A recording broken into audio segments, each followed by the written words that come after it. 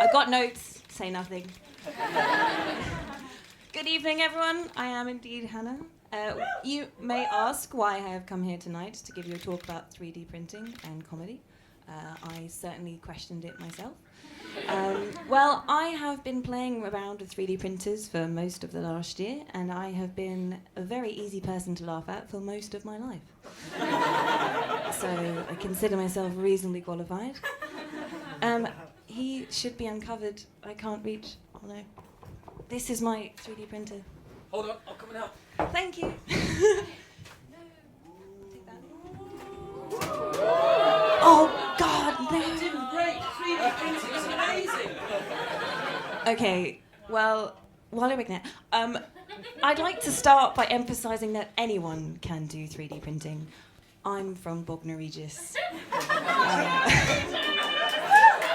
Okay. Yeah, for those of you who've not heard of Bognor Regis, for not heard of this dredge of a town, it is as poetic as the name suggests. The word bog actually means toilet, and the word Regis means royal, so I am, in effect, from the royal throne. Okay.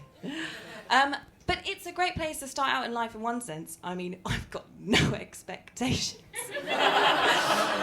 But in all seriousness, 3D printing is incredibly accessible. After tonight, you should be able to get hold of a file and print it yourself on any Friday at the place I work, which is Fab Lab London.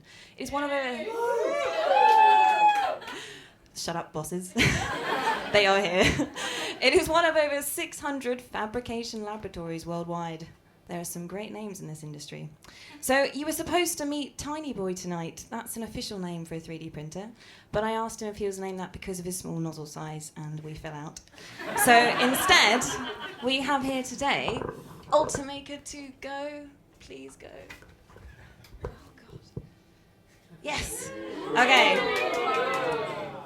3D printers are a little bit like toys, especially when they're this small. You can manhandle them everywhere, except for his nozzle. Don't touch that. But I'm going to set him to print and hope that he's in a good mood. I want to turn him into an inverse hourglass, mockingly 3D printing a mini Bulbasaur in the time it takes to shatter my self-confidence. Don't worry, that shouldn't take more than 7 minutes.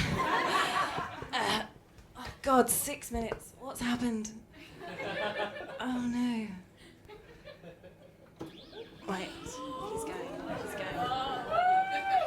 Yes, now I don't have to say anything. You can just watch this. Okay, yeah. On the screen, they'll always tell you how long it will take, and it usually starts for like a few hours, but you know what men are like, it's always just a few minutes. Right. Man, why are there so many men here? Oh, I pressed the wrong button. Okay, so, I have to admit that I was, and still am, a little unclear about the intended balance of science and comedy tonight. So I've settled for informing you about all the cool things that everyone else can manage with their 3D printers, and then delivering a wave of comedic disappointment as I submerge you in the reality of what you yourself can actually achieve. So, to begin... 3D printing is getting into the fashion industry. There's so many more options when you create joins and links in your design. It can become very flexible. This bracelet is pretty. It's the... Can't hold all these things. Yeah, so that's the same design as the dress over here, and you can actually download and personalise it for free if you go to their website, Kinematics. Yep, and you may have noticed that I'm moving very little from this spot and very awkwardly. This is mostly due to stage fright, but also partly because I can't walk in heels. And these very heely shoes have been designed and 3D printed by Brian, who is currently in the audience tonight, laughing at me, and I really can't break them. Oh my goodness. Okay, yeah, and you can go to his website, shoesbybrian.com, actually, no joke, to order your own. Right. Some guy in Minnesota Customised a 3D printer to make it print in concrete, and this is the resulting step. A 3x5 metre castle he printed in his back garden. Took 6 months to construct. Time is a huge issue in 3D printing. You can sacrifice quality or size for it. There is a Bulbasaur emitter, because I print a lot of Bulbasaurs. But this isn't going to work. But this one, I think it's this one, took 15 and a half hours. Is it the biggest one? But this one's only going to take 7, I promise. It's also in film animation, prototyping and prop making. Anomalisa required 1,261 faces to be 3D printed for the puppets, the bodies of which were initially sculpted by hand, then 3D scanned and turned into printed creations. Yeah, this is creepy. L'Oreal are printing skin so they don't have to test on animals. Every year they produce a cow's worth of skin, and half of that is sold back into the market at about $70 for a square inch. So, now you still all of that. Things that I do. I'm mostly interested in printing generally pointless things. Things I have printed that are pointless. A pineapple. Multiple. Yeah, my face. I even printed it flat, 2D, you may say. Curiously, a fair bit of effort, not a pretty 3D printed speciality. I made myself a Legend of Zelda rupee. In fact, does it work? 5 rupees. It's only green. But in fact, once I worked out how to print Hyrule money, I went a bit crazy and made myself rich. I've printed fish skeletons. Other skeletons. This actually glows in the dark, but there's no darkness on stage.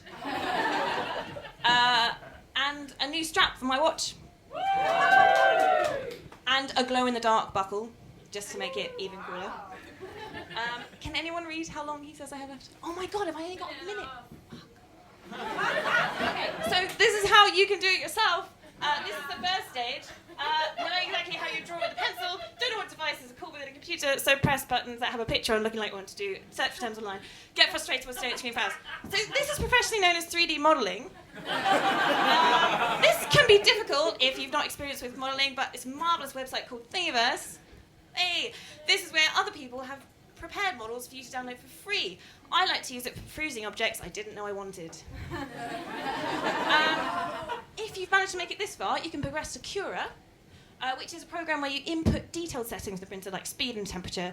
It's a really in-depth and thinky part of the process. It also seems to rely heavily on luck. But don't panic. There is a fast print button that essentially makes up some numbers that will work.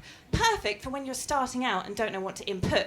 It is, however, hilariously hidden under expert settings, ensuring that you don't find it for months. And now I'm just going to run through...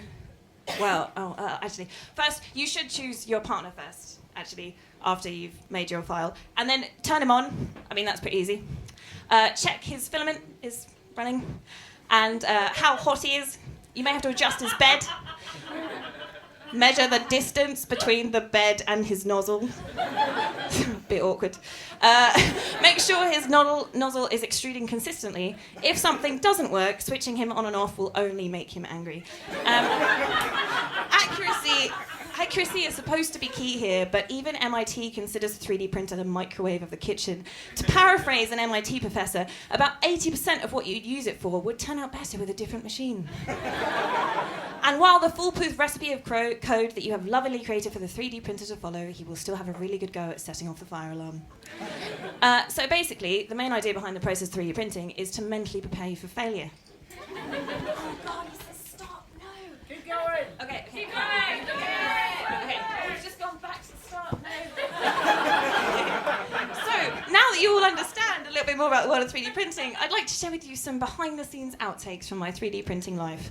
And while I do, I'm going to describe some of my favourite failures and the helpful suggestions I received from friends for tonight, who may or may not be in the audience. When you've had a really bad week, you've got hair issues, you've gone through a breakup, you've started your period early, you've got to write some 3D printer-based comedy, and the spaghetti mess that your 3D printer produces so much empathy for you that you burst into tears. Hannah, your sense of humour was always two-dimensional. You'll be fine. Can you 3D print a rubber chicken? Having re-updated your model so many times that you have a twitch in one eye, you decide to re-update the name as well, making you feel better for about 30 seconds until you realise it is now publicly visible for 4 hours. Does that mean your jokes have to have lots of layers? You should hire a blonde wig, print yourself a Ken doll, and sing Life in Plastic is fantastic. Sorry, Tony. When you decide to scan your entire body, because it's a really funny idea to 3D print a miniature version of you, but as it starts to print your midriff, you realise that you should have gone to the gym more this week. Thank you, and has he printed? Right.